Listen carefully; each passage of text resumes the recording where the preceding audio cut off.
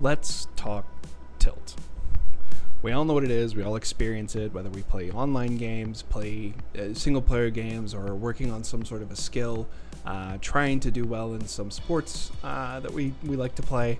But what is it really, and how is it actually a good thing? So what makes tilt good? What makes tilt bad?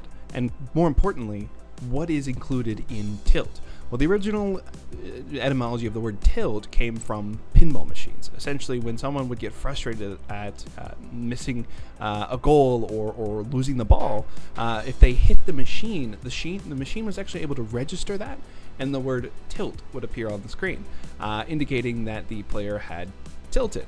And that is carried forward in the vernacular to current day, right? So besides the obvious physical release of tilt, of hitting a desk, hitting the keyboard, hitting the pinball machine, there are other two ways that tilt looks like.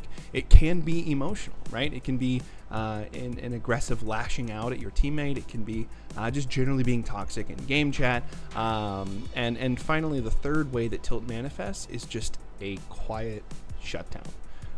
This is one of the ways that I typically end up doing, is I just get really quiet, not really calming a whole lot, because I'm so in my head of what's going wrong and why am I losing these fights, and just laser focused on this piece, not realizing that I'm impacting the rest of the game for my team. So let's look into how those pieces formulate into tilt being bad, and then later on we'll go into how is tilt good. So how is tilt bad? Well, we've talked about it a little bit, right? We've talked about the giving up, the shutting down, the physical responses, the negative emotional responses, right? But what does it actually do to your mechanics or your decision making? Well, when you're tilted, there's a change that happens where you're no longer relying on what's called automatic processing. Automatic processing is the things that your brain does without you consciously thinking about it, such as breathing, blinking, any other number of just basic processes that your body does every day. Now, when you develop a skill to a certain point, the specific mechanics of how that skill works are then put into your automatic processing. When we spend hundreds of hours death matching, refrag, repeat training, peak training, all of this bits, the intent is that the skill ends up in automatic processing. So we don't have to think about it, and now we can think about the more high-level parts of the game, such as decision-making, mid-round calling, late-round calling, pieces like that. When we tilt, we bring all of these skills out of that automatic processing layer, and now we're consciously thinking about it. This is good in practice, but it's not good in a game when you're tilting. Because now when you're in the mid-round, thinking through, what am I doing? What's the team doing? How do I counter what the enemy team is doing? How can I make this win? What are my high percentage win plays? That's now being eaten up by, oh my God, I'm missing this shot. How's my crosshair placement? How am I peeking this? Why am I peeking this? How do I throw this util? And essentially, as a result of that, everything suffers, and it creates this self-fulfilling prophecy off of a positive feedback loop. Now, essentially what this means is the more that you focus or think about your tilt or think about what is frustrating you that has you tilted, the worse your game is going to go. And I see it all the time in pro matches. I can tell almost every single time when a team, a professional team, has lost. Unless they have some sort of insane mental reset, that game is over. And there's nothing they can do about it unless they figure out how to reset. So that's how tilt is bad, right? But I've given you a little bit of an indication of how tilt can be good. So how can we reframe tilt to be a good thing? So how is tilt good, actually? So tilt is good because it's an indication that something's going wrong. You don't just start tilted. I mean, it is possible if you've had a bad day and you jump into a game and you're already frustrated. You shouldn't have launched the game to begin with, but that's the easy way out. So what happens when I realize I'm at tilt? Or better yet, how do I realize I'm getting close to tilt? So the great thing about tilt is that it should be a giant blaring red siren that something's off and you need to take a step back. Something's frustrating you, something you need to process. And this is where it becomes a good thing.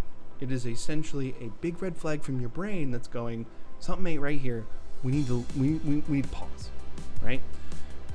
And that is where we can start looking at it as a positive thing, right? So once we figure out that we're tilted, or even better, over time, we start to figure out what our little warning signs are, right? Maybe you're calming less. Maybe you're just doing dumb stuff that you know is dumb. Maybe you're angry at your teammates, right? But what are my little warning signs along the way to tilt before I actually get there? And what is that telling me is going wrong, right? So tilt essentially is good because it can tell you what exactly you need to fix, right?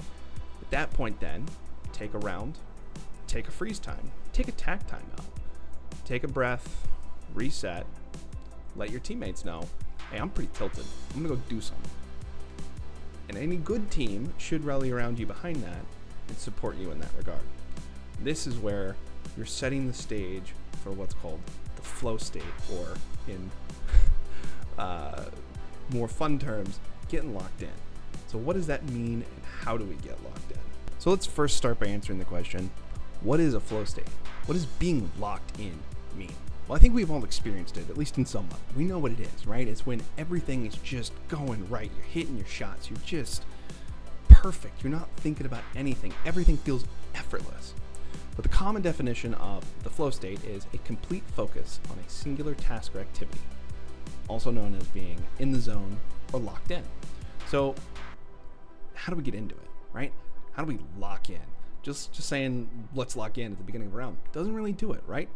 However, it does start the groundwork for it. It sets the stage. It lays the intentionality. So there are four main ways to start beginning the flow state.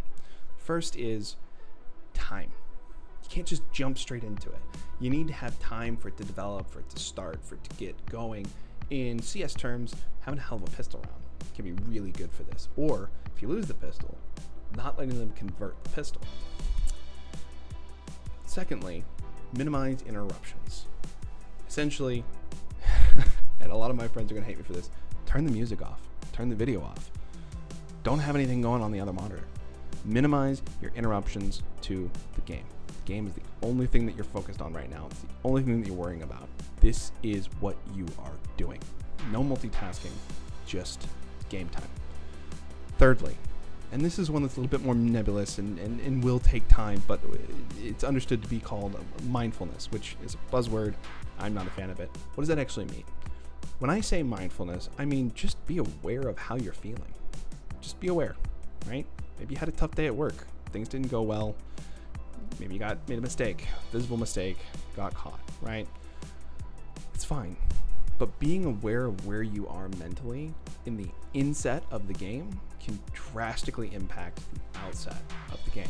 So just be aware. Figure out where you are, how you're feeling, how you doing, right? And in that case, if you're feeling frustrated, maybe find a way to release that in some way before entering the game. And lastly, changing up the tasks. I know that doesn't sound like a lot of thing that makes sense, but in some instances, play a different role, use a different gun, do something different, right? When we look at content creators who tell you how to improve at the game, they're always telling you, change up your positions. You know, if you're A anchor, sit ninja, sit ticket, sit sandwich, play close A ramp on Mirage, you know? Change things up and keep it fresh in that regard. Those are kind of the four main pieces of how to get into the flow state. So, using tilt to our advantage. First step, reframe it. Tilt isn't bad. It's actually really good. When you recognize you're getting tilted, instead of being like, crap, shit, I'm tilted. Guys, I'm really tilted. You're like, oh, hell yeah, I'm tilted. And now I get to take it out on the enemy team. Refocus your efforts on dealing with tilt into shifting the tides of the game. And that falls into the second point of appreciate the tilt. It can show you what you're doing wrong, and it can tell you how to fix it. So once you've identified what the problem is, you use that mindfulness part of the flow state to stop thinking about it. Release it. Let it go back into the automatic processing. Trust your skill. And that's how you can reset and get back in the game. Lastly, and this is one that's a little different from what most people would say, but I would say record your comms. And then when you're doing your demo reviews, watch back that. Listen to your comms, listen to how you're communicating, listen to the way that you say things and how you say them, and you can start identifying the ways in which you audibly communicate your tilt. That, in combination with your own mechanics and how you're doing, can drastically improve how you play as a player, as well as how you manage your mental during the game. So, we've talked about tilt, we've talked about how it's actually a good thing. Let's see some examples now of pro players tilting off the face of the planet and bringing it back for a win. After that, all I can say is thanks for watching. If you liked it, leave a like, subscribe if you haven't already, and leave a comment down below if you think I'm wrong, because I'm sure most of you do. Tilt me, that'd be fun. And go forth and happy tilting.